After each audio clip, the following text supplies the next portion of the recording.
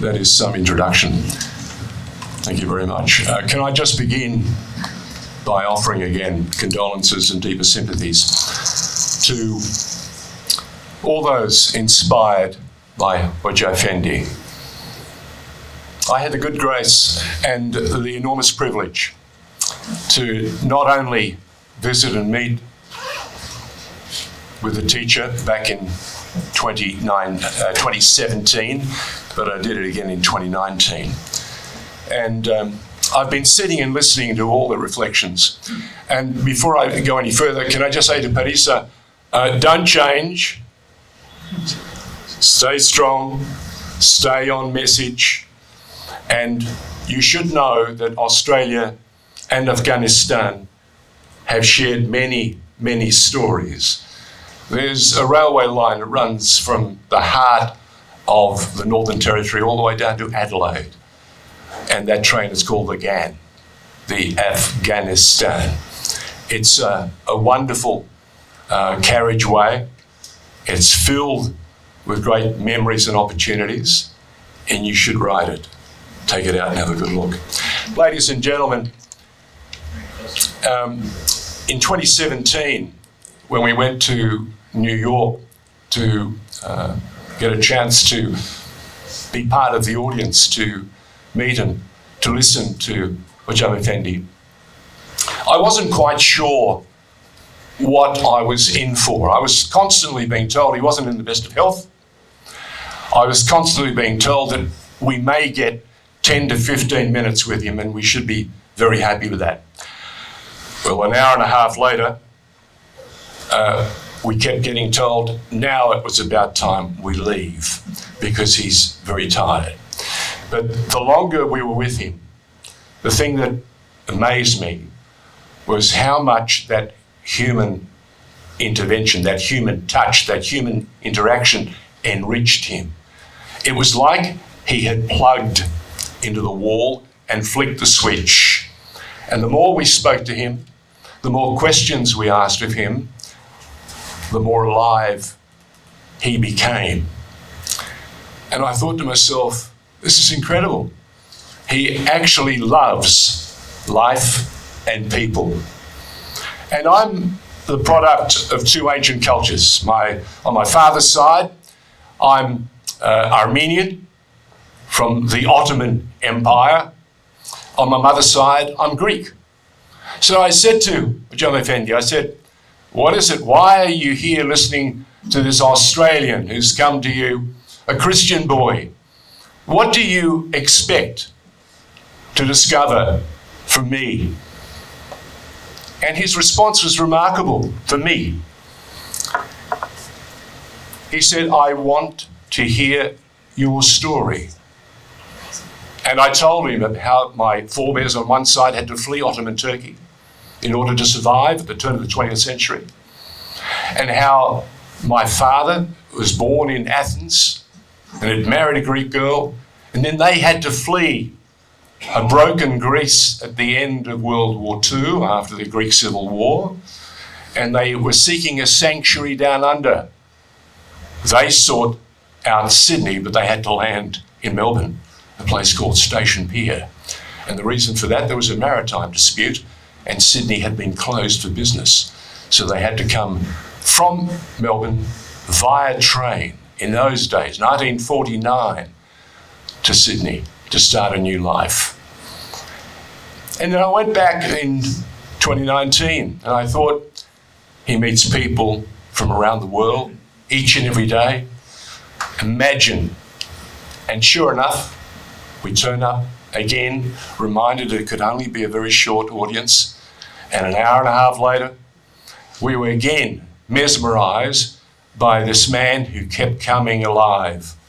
And the associate professor knows what I'm talking about. The longer that you spoke to him, the richer he felt and looked. And all he kept telling us was he wanted to know our story and what made us tick and what we had discovered from our first trip to New York or to Pennsylvania to catch up with him. And I had said to him, I came back to see that my second visit would be as exciting as the first. And he remembered everything from that first visit, which is remarkable when you consider how ill he was, how many things were asked of him, and how much suffering he endured. He endured that suffering for one reason, because of his love of people. And the thing that Hizmet talks about is serving. Hocam Effendi said to us, the thing that I wanted most for modern Turkey was fewer mosques, but more schools. But because he couldn't do it in the manner that he wanted to in Turkey, he decided charter schools around the world was the next best option.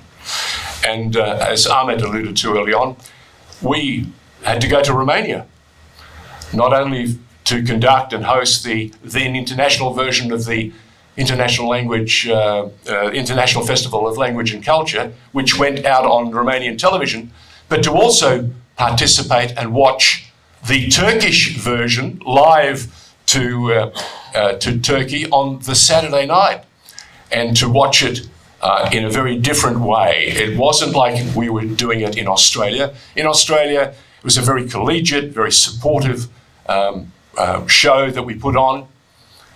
But in Romania, it was all about winning.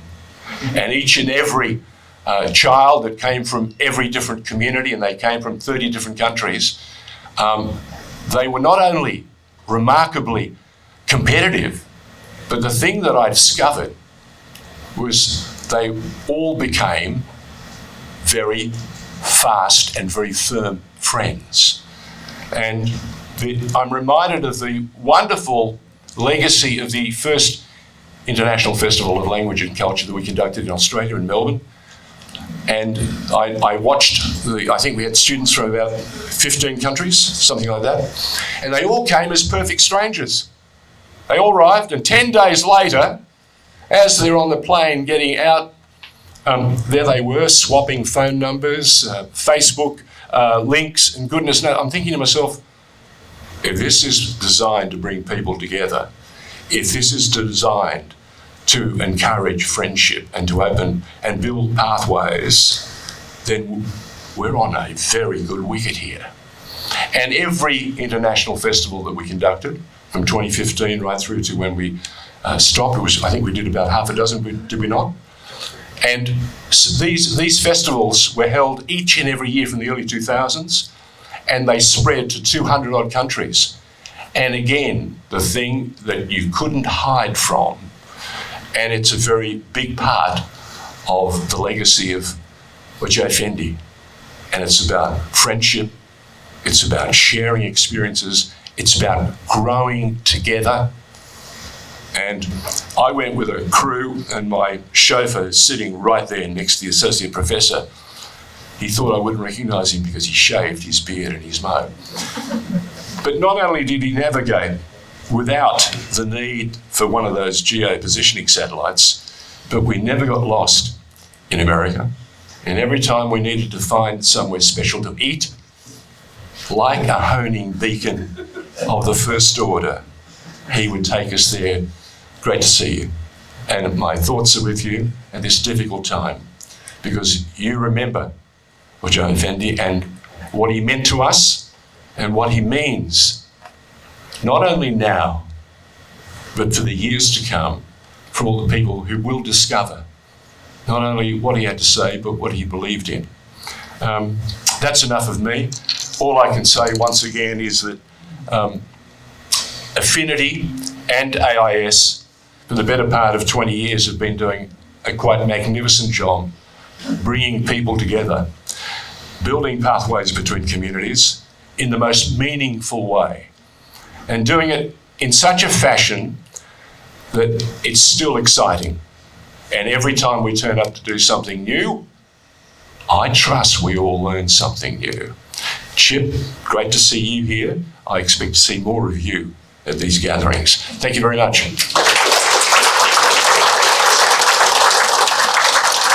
Thank you, George. George, for sharing those memories, and it was certainly a great journey, the IFLC. And it's great to see, like I said, bringing people from different parts of the world together to form new friendships and hopefully everlasting friendships. We're at the home stretch, ladies and gentlemen. Thank you for your patience.